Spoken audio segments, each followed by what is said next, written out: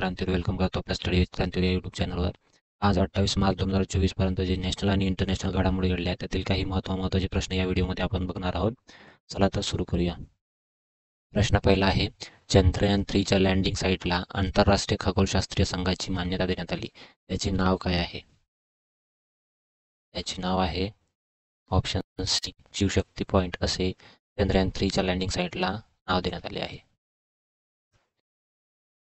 International astronomical union म्हणजेच IAUने अलीकडेच इस्रोच्या चंद्रयान 3च्या लँडिंग साईटला शिवशक्ती पॉईंट म्हणून मान्यता दिली आहे.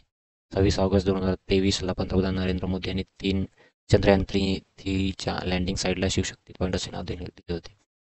याचे महत्त्वाचे हे आहे की चंद्रयान 3चे विक्रम लँडर 23 ऑगस्ट 2023ला चंद्राच्या दक्षिण ध्रुवावर लँड झाले होते. चंद्राच्या दक्षिण ध्रुवावर सॉफ्ट लँडिंग करणारा भारत हा पहिला देश बनला आहे आणि चंद्रावर लँड करणारा चौथा देश. आणि चंद्रावर लँडिंग करणारा एकूण 5 देश बनले आहे: रशिया, ब्रिटन, अमेरिका आणि भारत आणि जपान. ऑप्शनमध्ये काही त्याचा उल्लेख आला आहे त्याबद्दल माहिती घेऊ. व्योममित्र हे इस्रोद्वारे तयार केलेले एक रोबोट आहे. याला अर्धमानव रोबोट म्हणून ओळखले जाते आणि यालाच गगनयान जे आपल्या भारताद्वारे पाठवण्यात येणार आहे त्यामध्ये सेकंड ट्रायलमध्ये याला व्योममित्रला अंतरिक्षामध्ये पाठवणार आहे. पुष्पक हे इस्रोने रियुजेबल लॉन्चिंग व्हेकल, जसं इलॉन मस्क यांचं फाल्कन हे लँडिंग आहे त्याचप्रमाणे इस्रोने पुष्पक हे लॉन्चिंग व्हेकल बनवलं आहे. त्याची टेस्टिंग करण्यात आली होती सध्या, त्यामुळे चर्चेत आहे ते. अटल हे मुंबई आणि नवी मुंबई याला जोडणारा भूसमुद्रावरील भारतातील सर्वात मोठा पूल आहे. त्याचे नाव अटल सेतू आहे. याचे उद्घाटन PM मोदी यांनी केले होते 2024 मध्येच. समोरचा प्रश्न आहे, जागतिक असमानता पुरस्कार 2024 कोणी जिंकला आहे? हा जिंकला आहे ऑप्शन डी, A आणि B दोन्ही, म्हणजेच वीणा अग्रवाल आणि जेम्स के बायस यांनी जागतिक असमानता पुरस्कार 2024 जिंकला आहे. हे आहेत वीणा अग्रवाल आणि James K Boyce. Global inequality research award 2024. Veena Agarwal आणि जेम्स के बायसने पहिला जागतिक विषमता पुरस्कार जिंकला आहे 2024. म्हणजे 2024 मध्ये आयोजित करण्यात येणारा हा पहिलीच आवृत्ती आहे. जागतिक विषमता संशोधन पुरस्कार जेच ग्लोबल इनइक्वालिटी रिसर्च असोसिएशनची ही पहिली आवृत्ती होती. जागतिक विषमता लॅब आणि CRISने दर 2 वर्षांनी जागतिक असमानतेतील संशोधन उत्कृष्टतेचा सन्मान करण्यासाठी GIRA लॉन्च केले आहे. ऑप्शनमध्ये आणखी एक व्यक्तीचा नाव आला आहे, ते आहे ऑप्शन C, M कृष्णा यांना 2024चा संगीत कलानिधी पुरस्कार 2024 सामील करण्यात आले आहे. समोरचा प्रश्न आहे, ऑस्ट्रेलियाने SSN AUKUS पाणबुडीच्या निर्मितीसाठी कोणत्या देशाशी करार केला आहे? तर हा केला आहे ऑप्शन D, B आणि C, म्हणजे ब्रिटन आणि अमेरिका या देशासोबत ऑस्ट्रेलियाने SSN AUKUS पाणबुडीच्या निर्मितीसाठी करार केला आहे. AUKUS म्हणजे काय आहे? हे आहे ऑस्ट्रेलिया, UK म्हणजे ब्रिटन आणि US म्हणजे अमेरिका. या नावामध्येच 3 देशांचा उल्लेख केलेला आहे. हे गठबंधन आहे जे ऑस्ट्रेलियाने फ्रान्ससोबत करार केला होता पाणबुडीशी, ते त्यांनी मोडून ब्रिटनसोबत केला होता. म्हणून ऑस्ट्रेलिया आणि फ्रान्सचे रिलेशन सुद्धा यामुळेच बिघडले होते. US, UK आणि ऑस्ट्रेलियाच्या SSN AUKUS पाणबुडी तयार करण्यासाठी नवीन करारावर स्वाक्षरी केली आहे. या पाणबुड्या गुप्तचर आणि पाळत ठेवणे, पाण्याखालील युद्ध आणि स्ट्राईक मिशनसाठी सक्षम असतील, म्हणून हे महत्त्वाचे आहे. ऑस्ट्रेलियाचा उल्लेख आला आहे म्हणून ऑस्ट्रेलियाबद्दल काही माहिती हो. ऑस्ट्रेलियाची राजधानी आहे कॅनबरा. ही आहे राजधानी कॅनबरा. चलन आहे ऑस्ट्रेलियन डॉलर. पंतप्रधान आहे अँथनी अल्बनीज. ऑस्ट्रेलिया सध्या चर्चेमध्ये होता. कशामुळे? हॅरिस पार्कचे नाव जे PM मोदी गेले होते ऑस्ट्रेलियामध्ये तेव्हा लिटल इंडिया असे करण्यात आले होते हॅरिस पार्कचे नाव. 2023चा जे ICC विश्वकप भारतामध्ये आयोजित करण्यात आला होता त्यामध्ये ऑस्ट्रेलिया हा विजेता आहे आणि भारत हा उपविजेता झाला आहे. भारताला हरवून ICC विश्वचषक कप 2023 हे ऑस्ट्रेलियाने जिंकलं आहे. मालाबार युद्धाभ्यास हे सुद्धा 2023 मध्ये ऑस्ट्रेलियामध्ये आयोजित करण्यात आलं. स्टार्क हे मिचेल स्टार्क हे IPLच्या इतिहासातील सर्वात महागडे खेळाडू बनले आहे. म्हणजे IPL मधील सर्वात महाग खेळाडू आहे. हे कुठले आहे? हे सुद्धा ऑस्ट्रेलियाचेच आहे. यांनी कोणी विकत घेतले होते म्हणजे कोणत्या टीमनी? तर कोलकाता नाईट रायडर्स यांनी विकत घेतले होते. कितीमध्ये? तर हे 24.75 मध्ये त्यांना विकत घेतले होते. विकून हे सर्वात महागडे खेळाडू बनले आहे. सोबतच ऑस्ट्रेलियाने अंडर वर्ल्ड कप हा सुद्धा जिंकला आहे भारताला हरून. Australia runner up India. त्याच्यामध्ये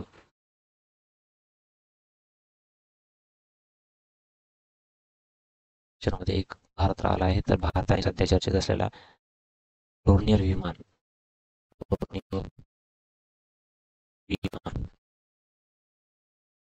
हा कोणाला याच्याशी रिलेटेड कोणत्या देशाची करार केला आहे? तर हा केला आहे. डोर्नियर विमान हे कोण बनवणार आहे? तर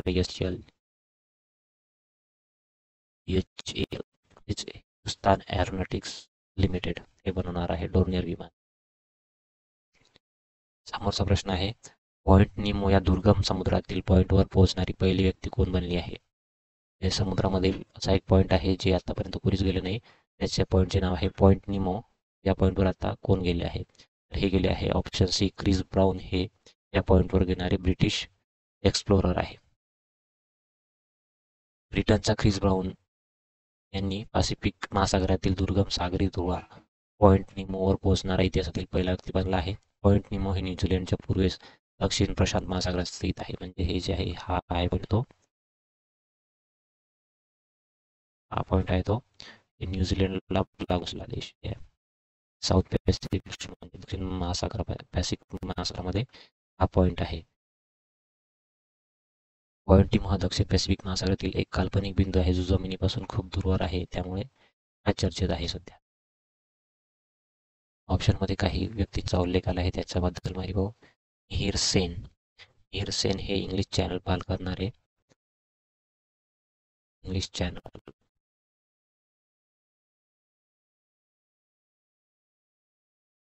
पार करणारे पहिले भारतीय आहे.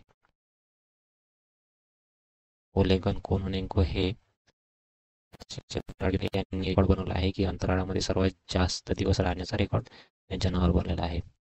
कामिरीता शिर्पा हे माउंट एव्हरेस्टवर चढाई करणारे सर्वात जास्त वेळा चढाई करणारे शेर्पा आहे. यांनी किती वेळा केला आहे?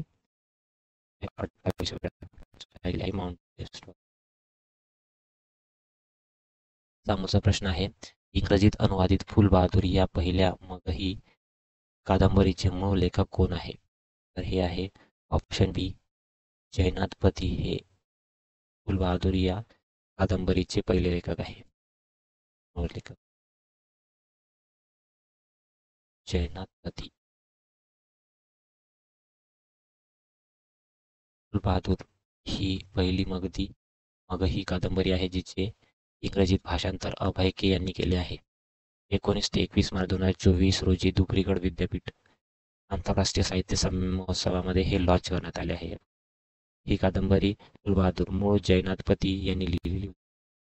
त्यांनी इंग्लिशमध्ये कोणी लिहिले? तर हे अभय के यांनी लिहिलेले आहे. चर्चेमध्ये ऑप्शनमध्ये काही व्यक्तींचा उल्लेख आहे त्याबद्दल माहिती होऊ. प्रभा वर्मा यांना 2024 सरस्वती पुरस्कार आला आहे. आणि राम भद्राचार्य आणि गुलजार यांना ज्ञानपीठ पुरस्कार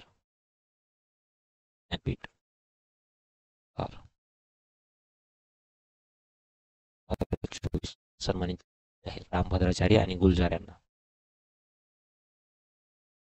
समोरचा प्रश्न आहे, सिनेवेचर आंतरराष्ट्रीय चित्रपट महोत्सव कोणत्या शहरामध्ये आयोजित केला जाईल? हा केला जाणार आहे ऑप्शन सी, चंदीगड इथे हा सिनेवेचर आंतरराष्ट्रीय चित्रपट महोत्सव आयोजित करण्यात येणार आहे. चंदीगड येथे 2024. चंदीगडमध्ये 27 ते 31 मार्च दरम्यान 5 दिवसीय सिनेवेचर इंटरनॅशनल फिल्म फेस्टिवल आयोजित करण्यात येणार आहे. अभिनेता बोमन इराणी या कार्यक्रमाचे उद्घाटन करतील आणि या कार्यक्रमामध्ये फ्रान्स विजेता फ्रान्स चित्रपट द टेस्ट ऑफ विंग्स याला प्रकर्षित करून त्याचे पदार्पण करण्यात येणार आहे. ऑप्शनमध्ये काही कला आहे ती कशामुळे चर्चेत आहे ते पाहू. तर नवी दिल्लीमध्ये खेलो इंडिया पॅरा गेम नवी दिल्ली येथे तिथेच करण्यात आली होती. ही पहिली आवृत्ती होती आणि यामध्ये टॉप केला आहे. येथे हळदी महोत्सवाचे आयोजन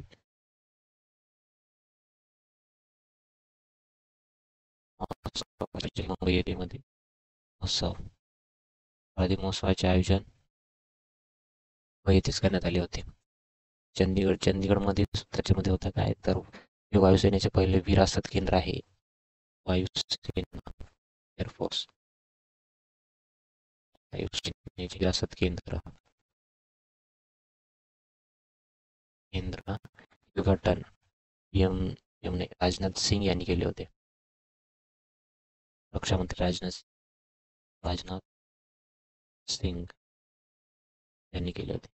गुवाहाटीमध्ये 2024चे खेलो इंडिया युनिव्हर्सिटी गेमचे आयोजन करण्यात आले होते. यामध्ये टॉप कुठली आहे तर चंदीगड युनिव्हर्सिटी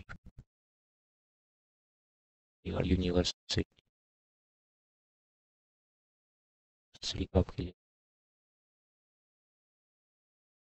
समोरचा प्रश्न आहे इंडियन मास्टर राष्ट्रीय बॅडमिंटन चॅम्पियनशिप 2024 मध्ये 2 सुवर्णपदक मिळवणारी कोणती व्यक्ती ही बनली आहे. ऑप्शन डी नाहीत दिवेच आहे. इंडियन मास्टर राष्ट्रीय बॅडमिंटन चॅम्पियनशिपमध्ये 2 गोल्ड मेडल मिळवणारी व्यक्ती बनली आहे नाहिदा दिवेच्या.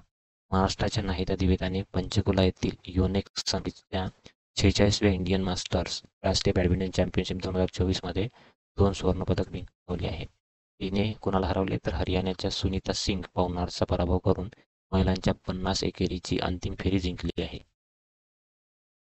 ऑप्शनमध्ये काही खेळाडूंचा उल्लेख आला आहे त्याशी रिलेटेड आहे ते पाहू. लिएंडर पेस हे table tennis.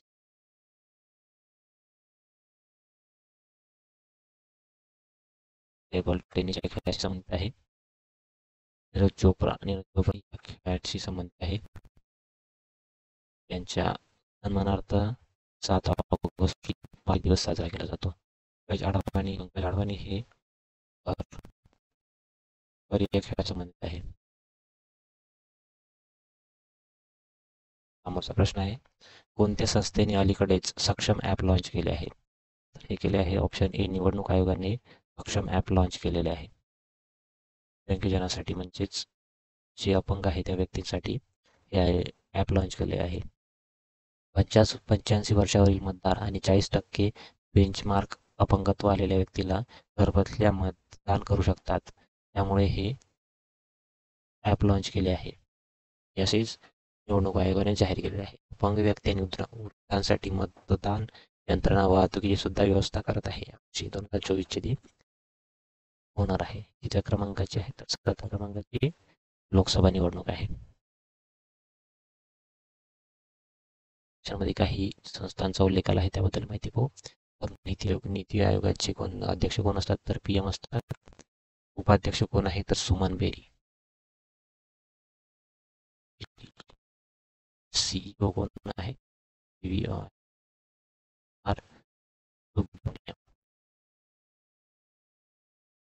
Reserve bank of इंडियाचे कोण आहे हे आहे शक्तिकांत दास.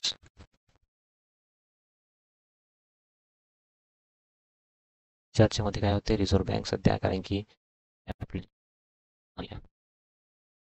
दिव्यांगांना नोट आयडेंटिफाय करण्यासाठी याचे मला याचे लॉंग फॉर्म काय आहे mobile added note identifier app असे लॉन्च केले आहे. शिक्षण मंत्री आहे धर्मेंद्र प्रधान.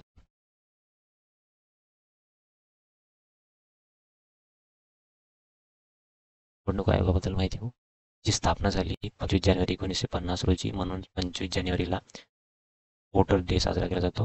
मुख्यालय कुठले आहेत दिल्ली येथे. मुख्य निवडणूक आयुक्त कोण आहेत तर राजीव कुमार. कितव्या क्रमांकाची? 25व्या क्रमांकाची. आणि आताच 2 इतर आयुक्त नियुक्ती करण्यात आले. त्यांचे नाव काय आहे? सुखबीर संधू आणि ज्ञानेश कुमार हे 2 इतर आयुक्त आहेत.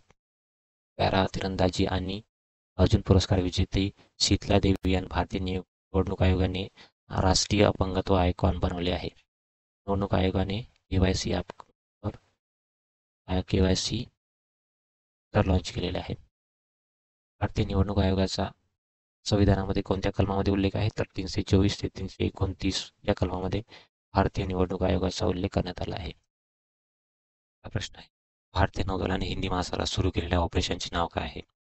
तर हे आहे ऑप्शन बी ऑपरेशन संकल्प असे हिंदी महासागरात सुरू केलेल्या भारतीय ऑपरेशनचे नाव आहे. त्यामध्ये ओमानच्या खाडीमध्ये जे समुद्री व्यापार होतो त्याला कंट्रोल करण्यासाठी हे ऑपरेशन संकल्प भारतीय नौदलाने सुरू करण्यात आले. इस्रायल हमास संघर्षाला प्रत्युत्तर देण्यासाठी भारतीय नौदलाने हिंदी महासागरातील ऑपरेशन संकल्प अत्यंत महत्त्वाचे ठरले आहे. 500हून अधिक कर्मचारी आणि 21 जहाजे तैनात करून या मोहिमेची साचेगिरी, दहशतवाद आणि इतर अपारंपरिक धोक्यांपासून सागरी मार्ग सुरक्षित करणे असे या ऑपरेशनचे कार्य आहे. या ऑप्शनमध्ये इतर ऑपरेशन चर्च आहे आपल्याला माहिती हो. ऑपरेशन इंद्रावती हे भारताने लक्षापासून भारतीय नागरिकांना परत आणण्यासाठी ऑपरेशन इंद्रावती चालू केले आहे. ऑपरेशन करुणा हे म्यानमारमध्ये जे मोर्चा चक्रीवादळ आले होते त्यांना राहत म्हणून ऑपरेशन करुणा आयोजित करण्यात आले होते. आणि ऑपरेशन गंगा हे युक्रेनमधून भारतीयांना परत आणण्यासाठी ऑपरेशन गंगा चालवण्यात आले होते. समोरचा प्रश्न आणि शेवटचा आहे. वर्ल्ड हॅपीनेस इंडेक्स रिपोर्ट 2024 नुसार जगातील सर्वात आनंदी देश कोणता आहे? तर हा आहे ऑप्शन डी फिनलँड. हा देश वर्ल्ड हॅपीनेस इंडेक्स रिपोर्टमध्ये टॉप देश बनला आहे. प्रथम कोणकोणते आहे टॉप 10 मध्ये? एक Finland, second Denmark, Iceland, Sweden, Israel, Netherland, Norway, Luxembourg, Switzerland आणि ऑस्ट्रेलिया. सर्वात कमी आनंदी देश म्हणजे सर्वात लास्टवर कोणता आहे? तर अफगाणिस्तान 143व्या रँकमध्ये आहे. त्यानंतर आहे लेबनान, लिसोटो दक्षिण आफ्रिकी देश आहे. वर्ल्ड हॅपीनेस रिपोर्ट 2024 नुसार युरोपियन देश फिनलँड हा जगातील सर्वात आनंदी देश आहे. फिनलँड हा सलग 7व्या वर्षी जगातील सर्वात आनंदी देश ठरला आहे. आणि भारताची रँक किती आहे? तर भारताची रँक मागच्या वर्षी 126 होती आणि यावर्षी सुद्धा 126 आहे. म्हणजे याच्यात काही सुधारणा किंवा काही घट करण्यात आलेली नाही आहे. आरक्षणामध्ये समाविष्ट असलेल्या 143 देशांच्या यादीमध्ये आपण पाहिलं त्यानुसार अफगाणिस्तान हा 143व्या क्रमांकावर सर्वात खालच्या स्थानी आहे. फिनलँडचं लोकेशन पाहू. फिनलँड हा बाल्टिक कंट्री, ही जी बाल्टिक कंट्री आहे इस्टोनिया, लाथविया, लिथुआनिया याला लागून असलेला फिनलँड हा देश आहे. फिनलँड चर्चेमध्ये सुद्धा होता कारण की नाटोमध्ये समाविष्ट करण्यात आलेला आहे. 31च्या क्रमांकाचा देश हा बनला आहे. आणि स्वीडन हा 32वा देश आहे नाटो मधला. फिनलँडचे अध्यक्ष आहे अलेक्झांडर स्टब. इथले चलन आहे युरो. हा युरोपियन देश आहे ना, युरो हे चलन यूज करण्यात येते. तर त्या चर्चेमध्ये कसा होता तर जगातील पहिली वाळूची बॅटरी ही फिनलँडमध्येच तयार करण्यात आली होती. आणि नाटोमधील 31वा देश हा सांगितल्याप्रमाणे फिनलँडच आहे. रशियाला लागून असलेला सुद्धा देश आहे.